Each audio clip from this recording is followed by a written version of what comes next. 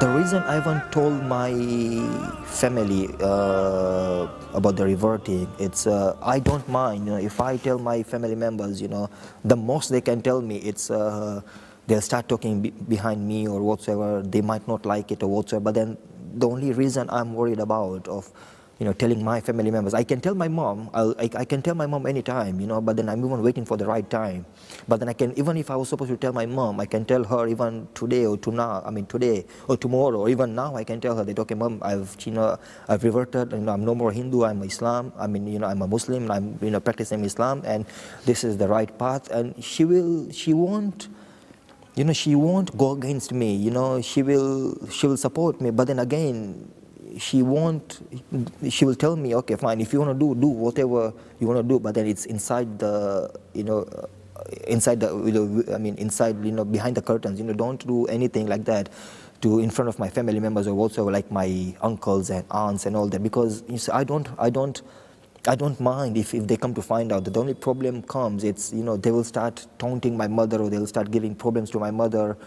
Well, not problems as in such, but, just like keep on talking, oh, look at your son, he's changed to Islam, or because he got married to a Shia girl or a Muslim girl, he's changed to Islam, and, he's doing this and he's doing that, and we told her, we told him, not to do this, not to get, not to get married to her, and, all those things. So she will, they will start telling my mother, every now and then, and this is the only thing, this is the only factor which I'm trying to avoid. Not to give unnecessary stress to my mother, and for no reason, like people talking about me to her, and even though it's true, but then whether like me, I've changed the religion, I'm happy about it, but then them telling to her, and then from inside, she is not happy, and listening to people talking about me, and obviously no one's mother likes it, like anyone talking about her son. So that's the only thing, I'm stopping. But then obviously, as time comes, so at the same time, the another reason is, I'm not yet settled well properly. And at times, okay, of course, Allah is there to guide you, to guide you, to lead you to the right path. And, He has written your destiny. But then again, at times, it's like, we might need someone's help here and there at times, like, in future. So, at the same time, I'm still studying. So personally, I feel that this is not the right time for me to go and disclose to my family members, okay, this is the thing. I feel that, when time comes, once I'm properly settled, once I'm on my own, properly settled, then I'll disclose to my family members and, tell them. If I can, okay, before that I can disclose to my mother, I can tell her. She won't mind, but again, I'm just waiting for the right time, and, she will keep it within the, between me and her itself, and but obviously she won't tell to any of the family members. But with respect to other family members, as time comes, they'll come to know. I guess they'll come to know, that I've changed the religion. Because also the second reason is I'd gone to this Hajj exhibition in British Museum, and purposely I just wrote like at a British Museum and at Hajj exhibition, what an experience, and surely one must visit once in a lifetime, to Hajj. So they came to read, someone read and told my aunt, and my aunt started telling my mom, oh, I guess he's more getting deep into religion, Islam and all these things. So I guess through my actions in one way or the other way, I guess they might just come to know that I've either accepted Islam, or they might be having doubt, and as time comes by closer, and I feel, okay, this is the right time for me to tell my family members, I will just disclose them and tell them, okay, I've accepted Islam, this is my religion, and I'm happy about it. Islam has a very, it teaches as well that you have to respect your parents, and it's also mentioned in the Quran that even though you think that your parents are not doing the right thing in terms of following doing shirk, and you come to know that, you know, accepting Islam and shirk is wrong, but don't disrespect them. You have to respect your parents, whatever the case is, whatsoever the case is. And yeah, I respect her, and throughout my life, I'll respect her, and I'll always respect her. And you know, there is no way out of disrespecting my parents, because they are the one who brought me into this world, and they are the ones who made my journey from the beginning all the way till here. You know, they've taken, you know, they've always been there during my good times and bad times, from beginning all the way till now. And you know, having me accepting Islam, and because she doesn't like it, and there is no way out that, you know, I disrespect her whatsoever. But then I'm just praying to Allah, as I said before, that, you know, I will try and always pray to Allah as well to give her some strength as well, you know, as when time comes, you know, for her to accept Islam as well. But then, mashallah, till now I don't disrespect her you know, to my parents. Of course, there has been occasions and times when, again, you know, when the frustration is there, when you're frustrated certain things, when things are not going in the right way according to you, what you plan, and, you know, when you then, you know, things don't go, you know, things goes in a wrong way, and, you know, your frustration, everything come, you know, you try and take it out on someone, like, you know, you get angry on your father, or you get angry on your mother, or whatsoever. But even till now, sometimes happens, you know, I do get angry on her, but straight away then, you know, I pray to Allah to forgive me, you know, what I've just done, you know, I got angry on her, whatsoever. But then again, it's one of those things that Allah will never forgive you. You know, He'll forgive you for one mistake, the same mistake you do, but not forgive you the same mistake you continue doing it every now and then, even though after you have asked for forgiveness. So I'm trying my best, of course, in terms of respecting, you know, I do respect her, but trying my best not to, you know, get angry or whatsoever, and try and respect her as Allah wants me to respect, you know, my mother.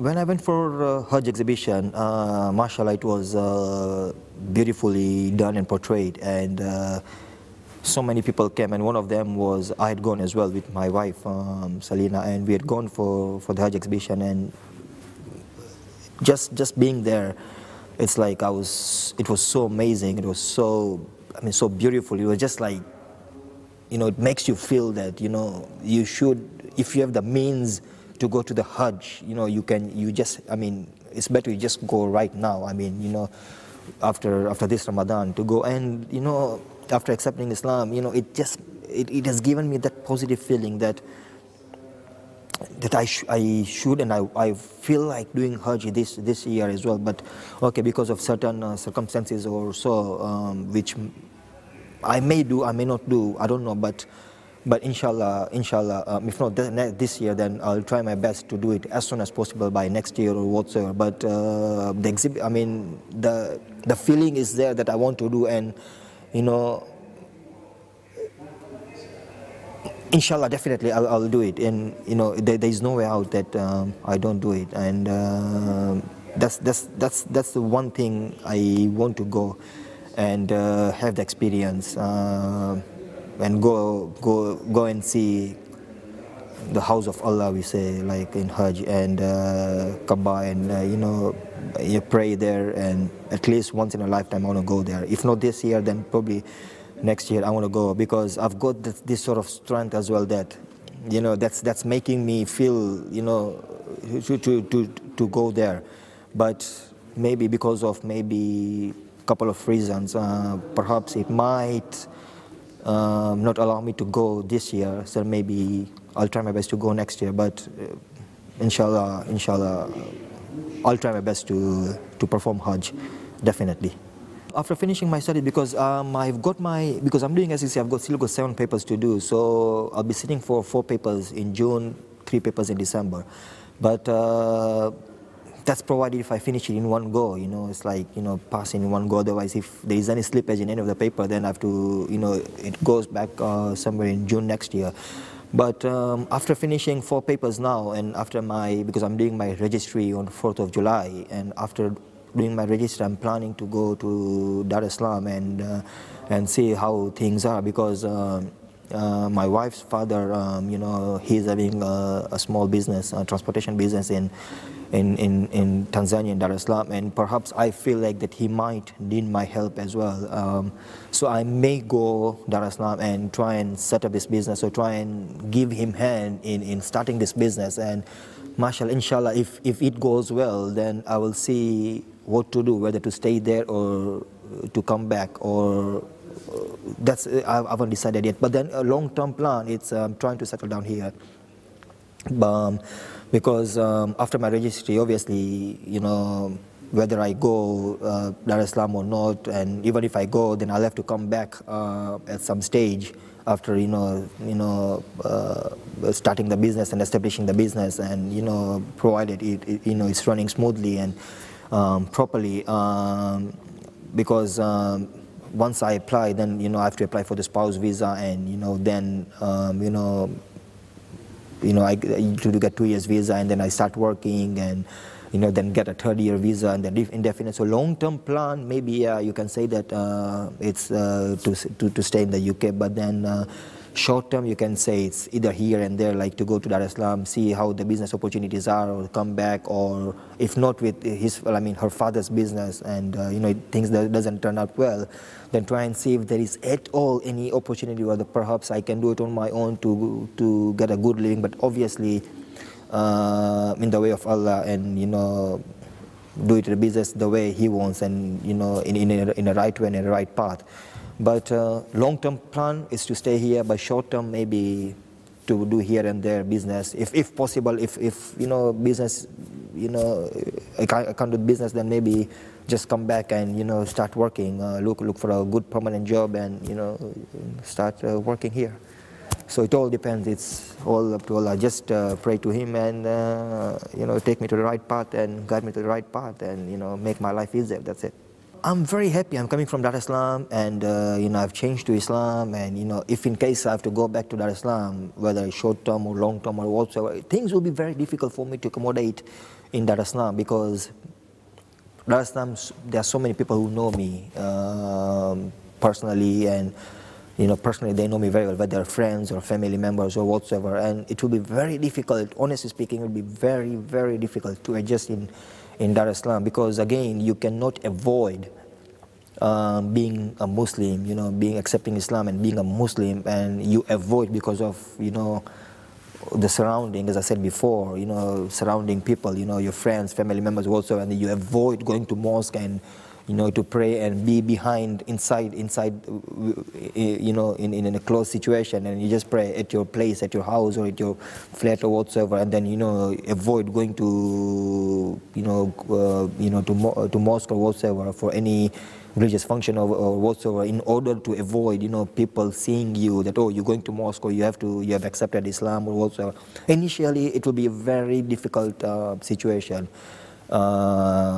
But then, since Allah has given me this strength to accept Islam, and has given me, I've come till here. So then, obviously, I guess He will help me as well to pass me through those difficult times as well.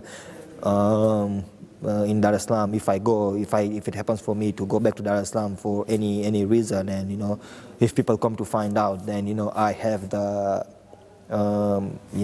guts, or a way to answer people, that okay, fine, I've accepted Islam, this is the reality, this is the reason I've accepted Islam, this is the reality. Everyone, to do a small dawah sort of thing so I'm just, praying to Allah to give me that strength when time comes, and to be with me, and to overcome that problem. If anyone comes to find out and people start talking about me or to me, then I can tell them, this is the reality, this is the truth, this is my religion, I've accepted it. Whether you want to accept it or not, it's all up to you. But this is my personal choice, and it's not because of my wife or because of someone else, or being forced to get into this religion. So I'll just pray to Allah to give me strength when time comes, whether with my family members here or in Dar es Salaam, to face these people. So he has given me strength till now to accept Islam, so I'm hoping to give me strength in future as well. I'm very lucky. I feel myself to be very lucky to choose Islam, because it is very few people, especially from my religion, especially from Hinduism, you know, or Jainism or whatsoever, changing, you know, that religion and accepting Islam. It's very, the proportion, the amount of people changing, the percentage-wise is very less compared to people changing, let's say, from Christianity to Islam, or maybe Judaism or other religion, you know, to Islam. You know, Hinduism and Jainism also changing to Islam. It's very less proportion. I mean, apart from other countries, I'm talking about Dar es Salaam or Tanzania and maybe here. And I'm very lucky. I feel like very lucky, and to be among one of those people, one of those small groups who are changing from Hinduism and coming to the right religion. I feel very happy and very lucky as well. And thanks to Allah as well to give me.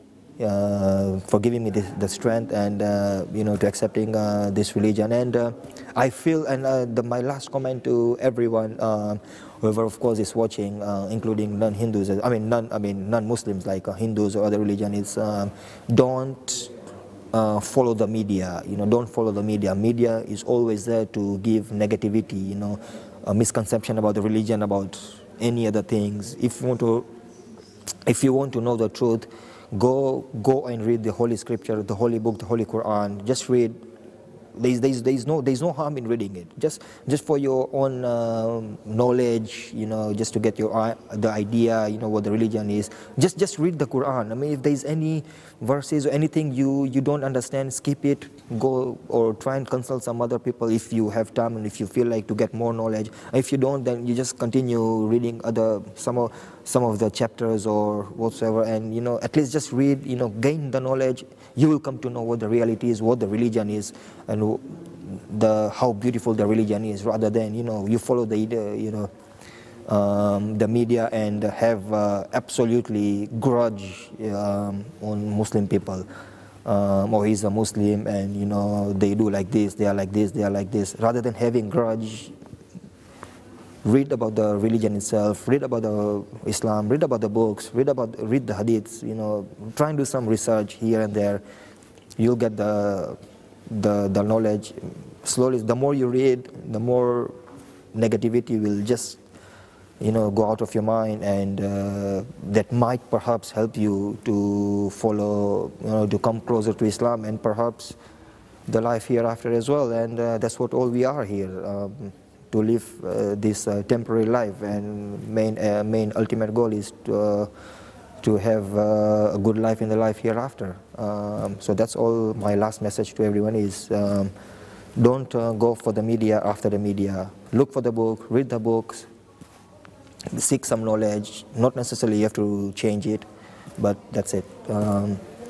Just try and gain some knowledge rather than, you know, having grudge on people or Muslims or the religion itself as a whole.